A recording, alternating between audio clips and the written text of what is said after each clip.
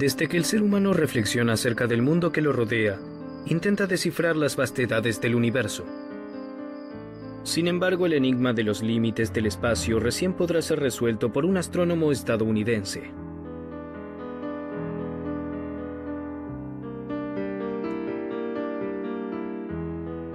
Edwin Powell Hubble está al final de una larga hilera de científicos de los cuales algunos hasta tuvieron que pagar con sus vidas su pasión por investigar. En el año 1600, la Santa Inquisición condena a muerte a Giordano Bruno, entre otras cosas porque él sostenía que el universo era ilimitado y contenía un número infinito de mundos. 87 años más tarde, Isaac Newton cimentó la cosmovisión de Nicolás Copérnico, según la cual el Sol y no la Tierra es el centro del universo. Como demostración, él menciona la fuerza de gravedad del Sol, que mantiene a los planetas en sus órbitas. Con ello, Newton cuestiona la cosmovisión de la Iglesia, pero a la vez le sale al encuentro por otro lado. Newton había observado que muchas de las estrellas que hasta ese momento se consideraban fijas, se movían. De acuerdo a sus leyes del movimiento, todo debía estar en movimiento, o sea, también los cuerpos celestes no divisados hasta el momento, por ende el universo no podía tener límites. Esa explicación de Newton parece haber gustado incluso en Roma, ya que se corresponde con la idea de que Dios ha creado el universo a su imagen y semejanza, o sea, tan eterno como Él mismo. Pero, ¿cómo surgió el universo? ¿Y por qué están tan alejadas entre sí las estrellas, siendo que deberían atraerse mutuamente a causa de la gravitación? Newton aún no tenía los instrumentos adecuados para poder contestar estas preguntas, pero los siglos subsiguientes trajeron grandes progresos. Con la ayuda de los telescopios gigantescos construidos por el mismo Wilhelm Herschel, descubre el planeta Urano en el año 1785. En sus observaciones del cielo, Herschel se topa reiteradamente con puntos luminosos en medio de nebulosas difusas. Al comienzo cree que son estrellas rodeadas de nubes de gas y de polvo. En 1845, el astrónomo irlandés William Parsons Earls of Rosse termina su telescopio reflector Leviatán. El aparato de 10 toneladas de peso es el más potente de su época.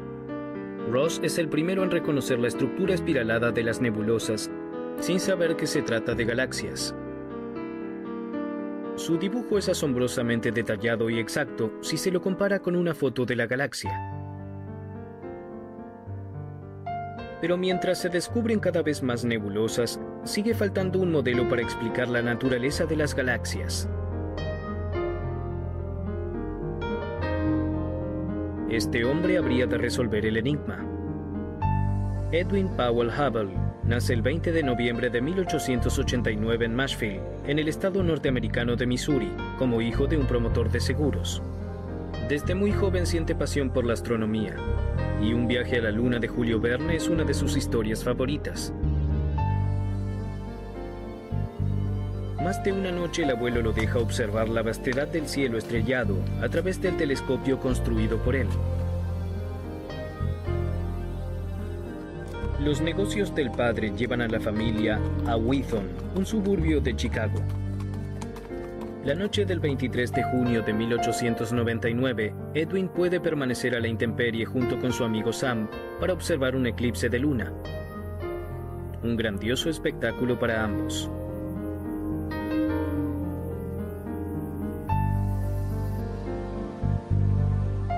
Gracias a sus excelentes calificaciones en la escuela, Edwin se hace acreedor a una beca en la Universidad de Chicago, donde estudia matemática y astronomía y a la vez se destaca como deportista.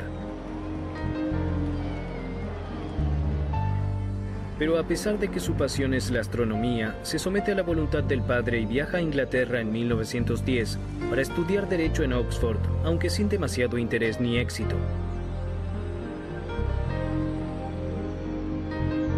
3 años más tarde regresa a los Estados Unidos. En 1914 retoma su estudio de astronomía en el Observatorio Yerkes, en Chicago. En su tesis de doctorado, Hubble plantea la teoría de que las nebulosas deben ser galaxias independientes, ubicadas a gran distancia de nuestra Vía Láctea.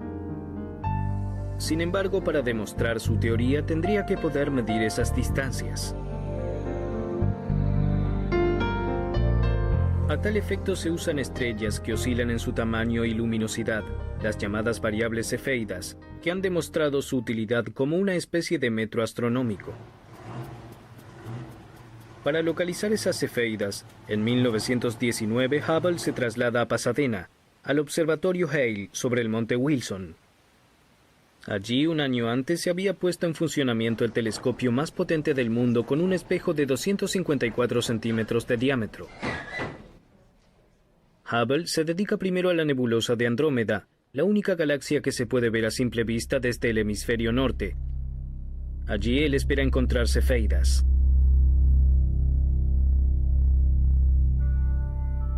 Y efectivamente, después de años de intensiva observación del cielo, las descubre en medio de la nebulosa Andrómeda. Registra su descubrimiento en placas fotográficas. Con la ayuda de las cefeidas ahora logra determinar la distancia de la nebulosa Andrómeda de la Tierra, unos 800.000 años luz. Como esa enorme distancia entre Andrómeda y la Tierra es aproximadamente 8 veces mayor que el diámetro de nuestra Vía Láctea, es imposible que Andrómeda forme parte de nuestra galaxia. A pesar de que hoy en día sabemos que la distancia entre Andrómeda y la Tierra incluso es de 2,4 millones de años luz, Hubble de ese modo logró demostrar que existen galaxias fuera de nuestra Vía Láctea. Ahora que ha quedado claro que las nebulosas tienen que ser galaxias independientes, Hubble se dedica junto con su asistente Milton Humason a los espectros cromáticos de las galaxias. Las líneas en los espectros son sus características distintivas. Para los astrofísicos son una especie de huella digital óptica de la cual pueden obtener diversas informaciones. Por ejemplo, acerca de la composición química de las galaxias. Los dos científicos observan un desplazamiento hacia el rojo de los espectros, la demostración de que las galaxias observadas se alejan de la Tierra. El desplazamiento hacia el rojo se deriva del carácter ondulatorio de la luz. El rango visible de la luz va de la luz roja con una longitud de onda de 700 nanómetros hasta la luz azul de 390 nanómetros. Cuando un objeto cósmico, por ejemplo una galaxia, se aleja de la Tierra, entonces su luz se desplaza hacia el rango rojo del espectro de onda larga. En cambio, si se acerca a la Tierra, se desplaza hacia el ámbito azul del espectro con una longitud de onda menor. Este llamado efecto Doppler también se conoce en acústica. El físico austríaco Christian Doppler había comprobado que, por ejemplo, una locomotora de vapor emite un sonido más agudo cuando se acerca y uno más grave cuando se aleja. El sonido se modifica por el hecho de que aquí se mueven las ondas sonoras y la fuente del sonido. Cuando ambas se acercan, la longitud de onda se acorta, por ello el sonido es más agudo. Cuando el tren se aleja, la longitud de onda aumenta, el sonido entonces se hace más grave.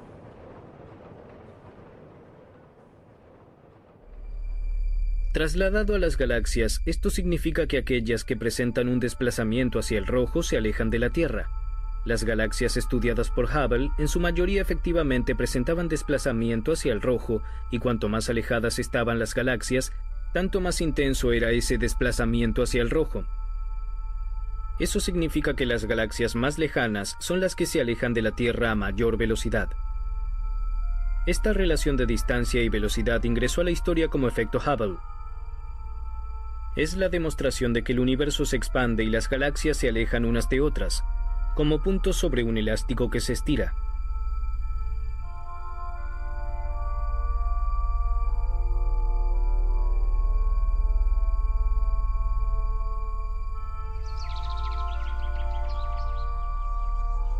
Y Hubble incluso está en condiciones de justificar su descubrimiento por medio de una fórmula matemática, la llamada ley de Hubble. La misma establece que la velocidad de recesión, o sea la velocidad con la que se alejan unos de otros los objetos cósmicos, aumenta en forma proporcional a la distancia. El descubrimiento de Hubble sustenta la teoría de la gran explosión o Big Bang y el día X en el cual tiene que haber surgido el universo. Una teoría que también se condice con la idea de creación de la Iglesia Católica. En el Observatorio del Vaticano en Castel Gandolfo se dedica a la investigación el sacerdote jesuita Georges Lemaître, un renombrado astrónomo de origen belga, ferviente defensor de la teoría de la gran explosión. Según Lemaître, el universo habría surgido de un átomo inicial creado por Dios, y él supone que el universo se expande. Para sustentar científicamente su tesis, el hombre de Dios busca el apoyo en uno de los físicos más célebres de ese tiempo, Albert Einstein. Pero Einstein favorece el modelo del equilibrio universal, de un universo casi estático sin un día X. Cuando Einstein visita a Hubble en el Monte Wilson en enero de 1931, también está presente Lemaître.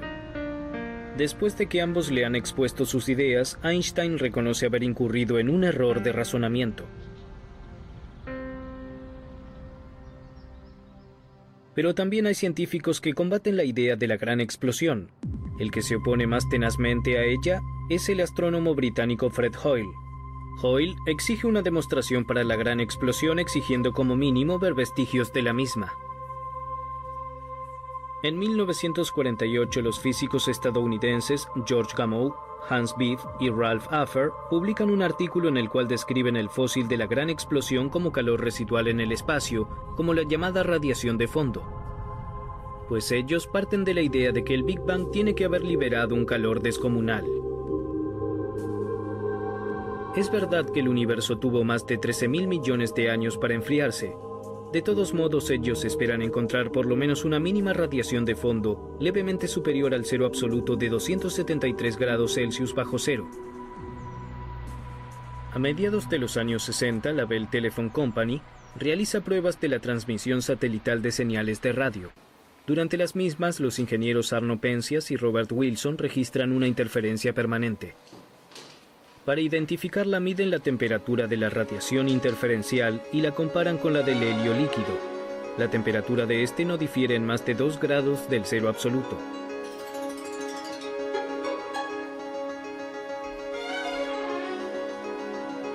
La temperatura de la radiación interferencial es apenas mayor que la del helio líquido, o sea, apenas superior al cero absoluto. De ese modo, Penzias y Wilson, sin saberlo, han descubierto la radiación de fondo, y al mismo tiempo han brindado la demostración de la teoría de la gran explosión. Por este descubrimiento histórico reciben el Premio Nobel de Física en 1978.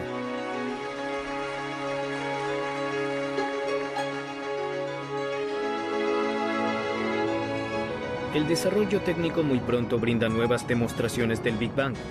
En 1992, el satélite Cosmic Background Explorer, también llamado COBE, registra leves oscilaciones de la radiación de fondo.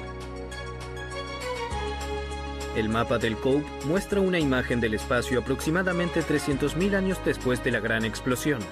Las zonas azules son regiones con mucha materia, las zonas rojas, áreas con poca materia. Para la obtención de nuevos datos sobre el universo, los astrónomos están utilizando hace más de una década el telescopio espacial que lleva el nombre de Edwin Powell Hubble. En marzo de 2004 se obtiene con el mismo la imagen hasta ahora más profunda y por ende más antigua del universo. Algunas de las galaxias descubiertas tienen que haber surgido hace unos 13.300 millones de años. Hoy en día se cree que el universo se encuentra en una constante expansión. Las bases para esa suposición fueron sentadas por Edwin Powell Hubble en largas noches de intensa observación del cielo.